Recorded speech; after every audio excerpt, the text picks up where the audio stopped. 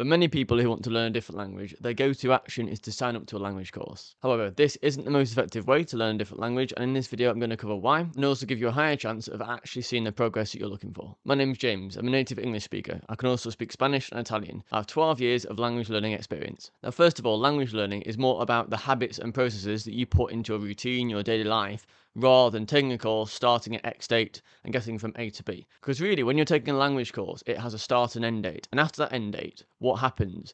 Realistically, you would be able to speak a bit more than you could do at the start. And if you saw a lot of progress, you might be able to have basic conversations, and that's great. However, what happens after that? It's like fitness or going to the gym. If you stop doing that, your fitness declines because your body's not used to it. In the same way, if you've been going to a language course for, say, 3 months or 6 months, once you've finished doing that, if you're not doing a language course and maintaining it, your level will drop because your brain doesn't have to think of the words and it doesn't have to expose itself to language on a daily or regular basis. Whereas on the other hand, if you didn't do a course, but you're doing little bits throughout your daily life and week and schedule, and you're doing things to maintain your language level and to learn a language that way, then there's no start and end date. It's just you doing the regular process. And that way, there's no need to maintain it. Whereas once you finish a language course, you might have got to a really good level actually, but then if you stop doing it and you've not got any systems in place in your routine after that course finishes, then it will decline naturally. And also, you've put a lot of effort and work into that language course, into doing the activities and doing the homework. And once you reach that level, you want to maintain it.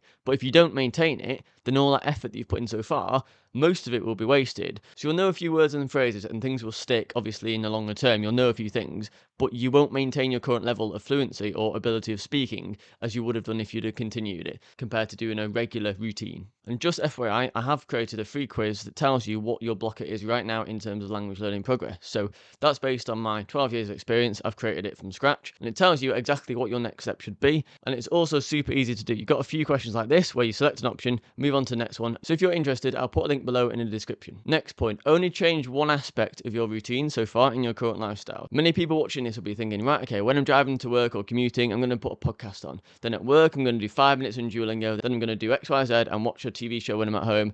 Don't try and pile it up like that, because it's like if you have a massive lifestyle change, say you change jobs and you do all this, your mind thinks, wait, this isn't normal. I'm not used to this. There's too many changes at once, and you'll revert back to your old habits. So to avoid this, normally habits take about 4 to 6 weeks to actually come into effect. So change one thing at a time. For example, if you spend half an hour or more commuting, like driving or getting a bus to work, then what you can be doing is passively listening to a podcast in your target language or anything on, say, Spotify or YouTube, anything to do with your target language, and ideally with something that you're interested in, and just listen to that passively in the background.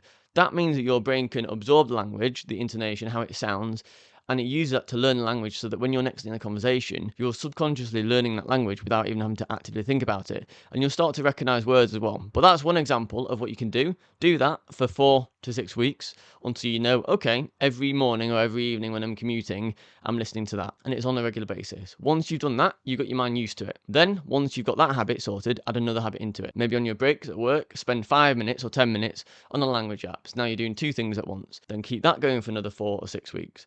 And the reason it's that time period is because it takes around 4 to 6 weeks for a habit to settle into a routine. After that, you're far more likely to keep doing it. And instead of thinking, right, I need to do this activity now, you're doing it already out of repetition. But if you find any of this quite overwhelming and you're not sure exactly what to do or what habits to do, I actually have a few links below. Some are paid and some are free that can help you reach your language goals in less time. Because that's what I do essentially. I help people overcome the psychological blockers that many people face, many of which you don't even know you're facing, and I help you identify them and make it far more likely that you'll continue and reach your language goals in the long run. Well, I'll put all my links below in the description. And finally, many language courses teach you the whole language at once. They teach you from everything that you're not interested in to grammar and all that. But if you focus on one scenario that you're interested in at a time, then you have to learn a lot less. Imagine having to learn only 5 or 10% of the whole language that you're trying to learn. Imagine how much less content you'd have to learn, and in say 1 month or 2 months, how much more progress you'd see because you're focused at one thing. So if you want to learn Spanish because you want to go to a Spanish restaurant and impress your partner in the summer on holiday, for example, while ordering food and drinks, then all you have to focus on is bars or restaurants. And look at phrases and words relevant for that. Look at questions like, can I have a table for 2? Anything that you want to be able to say or you think you'll be asked and you want to know the answer to,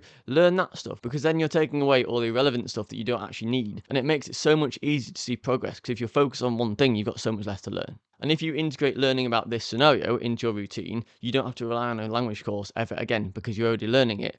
And once you've learned one scenario, you can move on to another one, and there'll be a lot of similar words and phrases in between those scenarios that you'll also learn as a byproduct of going from one scenario to another.